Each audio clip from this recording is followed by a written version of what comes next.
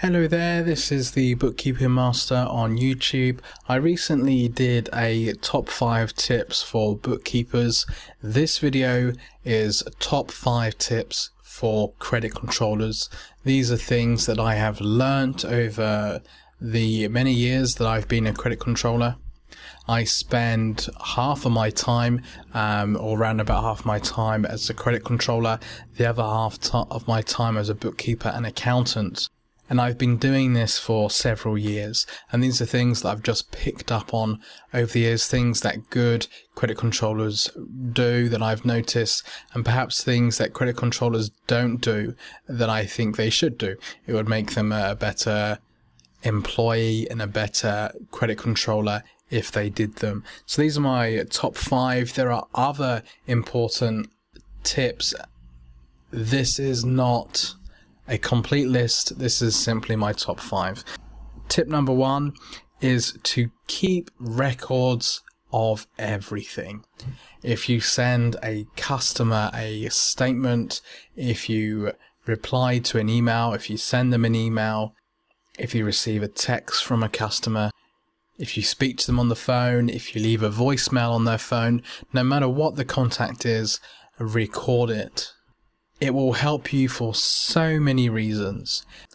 Having a log of your activity with a customer will help you individually as a credit controller as you continue to contact them to chase debts. It will also help you if a debt is going bad and legal action is taken, especially if it is a large debt. And if there's ever a discrepancy or error that arises at some point in the future, you have this log to refer back to.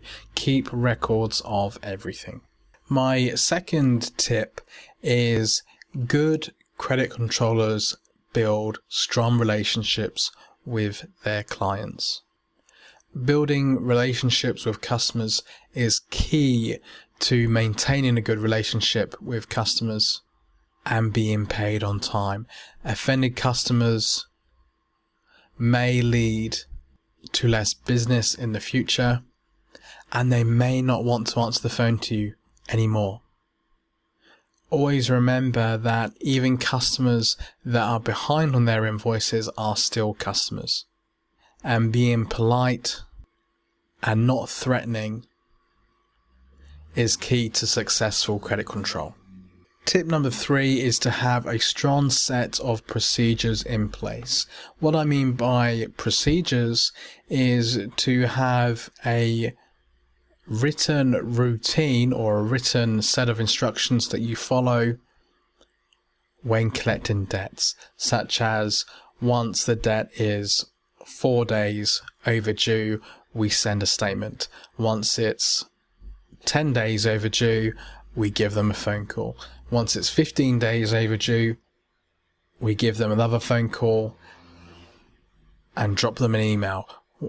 This is just purely an example. I don't suggest that you follow my suggestion. It's just an example of some procedures that you should have in place to ensure that you are doing your best and keeping on top of debt that is outstanding. So always have a clear set of company procedures for credit control purposes. Tip number 4 is to make contact with customers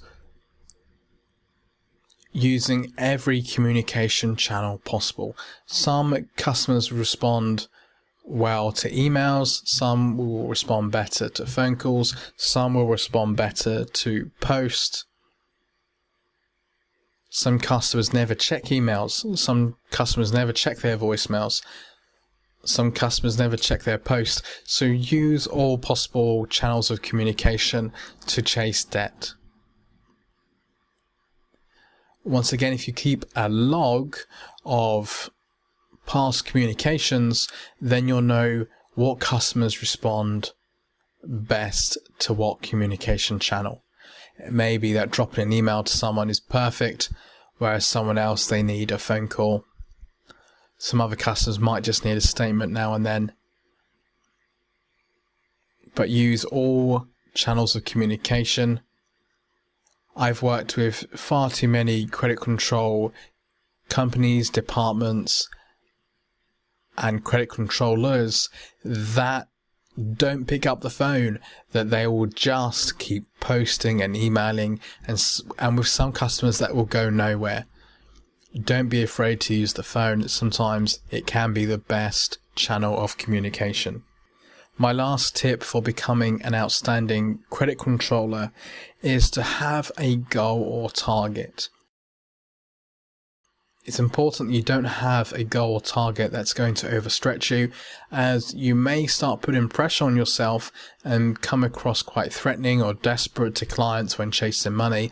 But have a reasonable goal, perhaps each month or quarter, of how much debt that you want to get in.